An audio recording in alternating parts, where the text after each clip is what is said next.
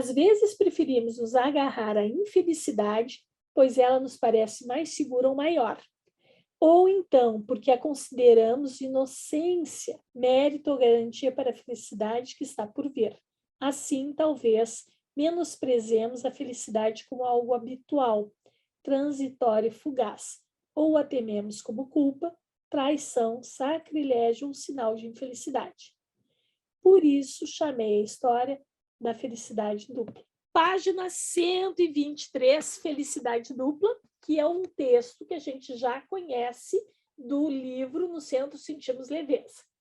E aí ele começa assim: antigamente, quando os deuses ainda pareciam muito próximos dos homens, dois cantores de nome Orfeu viviam em uma pequena cidade. Um deles era o grande, inventara a cítara, precursora do violão, e quando tocava suas cordas e cantava, a natureza ao seu redor ficava enfeitiçada.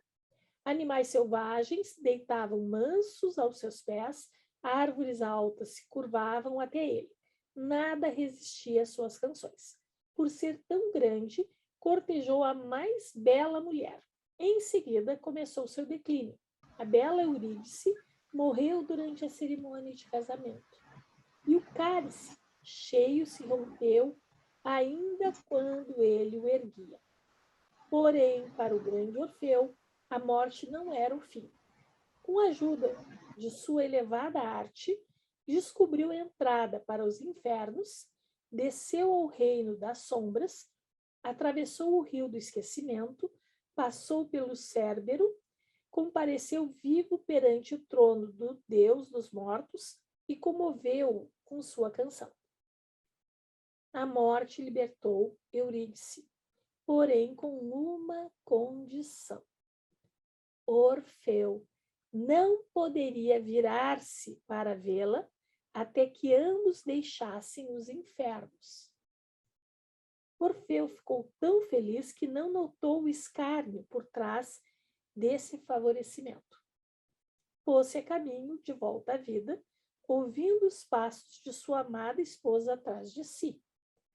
Passaram ilesos por Cérbero, atravessaram o rio do esquecimento, iniciaram a subida à luz.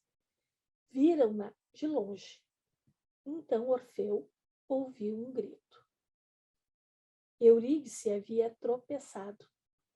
Assustado, virou-se e ainda viu as sombras caírem na noite. Estava sozinho, dominado pela dor, cantou a canção de despedida. Ah, eu a perdi. Toda a minha felicidade se foi. Ele próprio retornou à luz, mas depois de ter estado entre os mortos, a vida se tornou estranha para ele. Quando mulheres embriagadas quiseram conduzi-lo à festa do novo vinho, ele recusou, e elas o dilaceraram vivo. Tão grande era a sua infelicidade, tão inútil era a sua arte, porém o mundo inteiro o conhecia. O outro Orfeu era pequeno, não passava de um menestrel, aparecia em pequenas festas, tocava para as pessoas sem importância, proporcionava pequenas alegrias e se divertia com isso. Como não conseguia viver da própria arte, aprendeu uma profissão comum, casou-se com uma mulher comum, teve filhos comuns, pecava de vez em quando, era feliz como um comum mortal e morreu, velho e farto de dias. Porém, ninguém o conheceu, apenas eu. Nós já tínhamos explorado bastante esse texto. Este grande e pequeno, né, esse adjetivo, vamos dizer assim, que ele utiliza aqui, eu não tenho certeza se na tradução isso não se perdeu algo precioso, porque não faz tanto sentido grande e pequeno. Parece que mais famoso e desconhecido talvez fizesse mais sentido. Mas simplesmente isso é o detalhe, a ideia geral, acho que todas as almas conseguem captar. E isso é que nos importa. Então, ele diz assim, na página 124. Após essa história, desfez-se um encanto.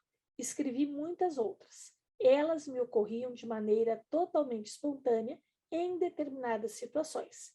até hoje, incorporo-as em seminários.